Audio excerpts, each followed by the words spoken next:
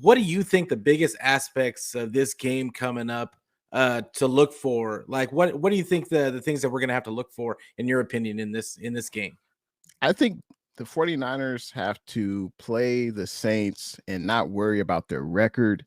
Just worry about, hey, this is a team flying all the way to Santa Clara.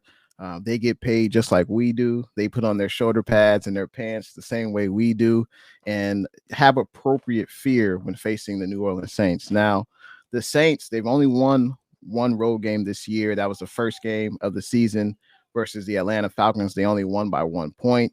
And as you said, the Saints are a consistent team. But I think the 49ers, it's going to be imperative for the 49ers to win on third down. And the Saints have been quite terrible in their last 3 games on third down. They're one of the worst offenses on third down as far as conversion rate.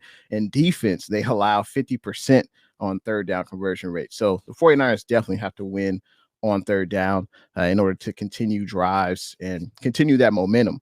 The best way to win third down, you got to win first and second. You have to get positive yardage, so that way we're not having a 3rd and 8, a 3rd and 10, a 3rd and manageable, like a 3rd and 2, 3rd and 3. I think that's something that will be imperative for the 49ers. Also, the Saints, they are a team that doesn't play with a lot of discipline.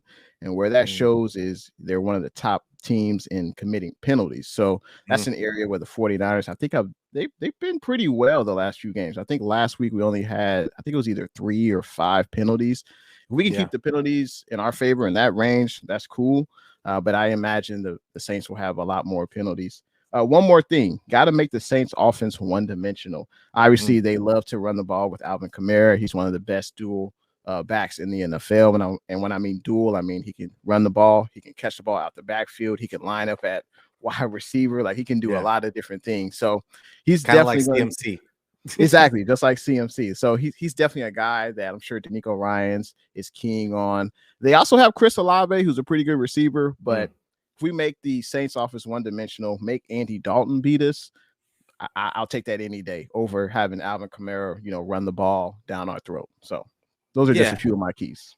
Yeah, and I think it's a really interesting point that you made about the third down aspect, and really it speaks to, I talked about earlier about them being a little inconsistent, just similar to because they have players on this team, on this offense. They got players on this offense, they got players on the defense, but they're just, like you said, spoke to the penalties and the inconsistencies, and it's, I think the key to this game for the 49ers, for me, is getting up early. Like I think we showed it in the last game against the Cardinals. It took us a second, but once we got going, it was just like the floodgates open.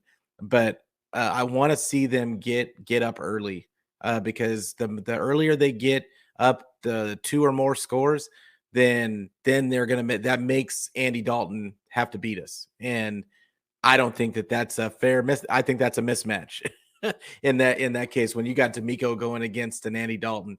So it's I think it's imperative that they get up early, because I think that the Saints do have a pretty solid defense, and I don't want to let that defense keep them in the game. But I think we showed in the last game against Arizona that what we've all been saying all season, that when you use these weapons properly on this 49er team, really there's not many teams that can stay with us. Now, granted, Arizona's not a good team.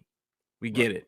But they're still an NFL team, and we saw the explosiveness of the guys that we have. And I don't think that there was necessarily a lot of teams blowing Arizona out. Like I think the last couple of games they got blown out, but for the most part, I don't think they're losing a lot of games, but I don't think they're as bad as advertised. Their coaching situation is horrendous. But they're also banged up. I mean, that's part of it too. They're banged up, especially their offensive line. At quarterback they're banged up.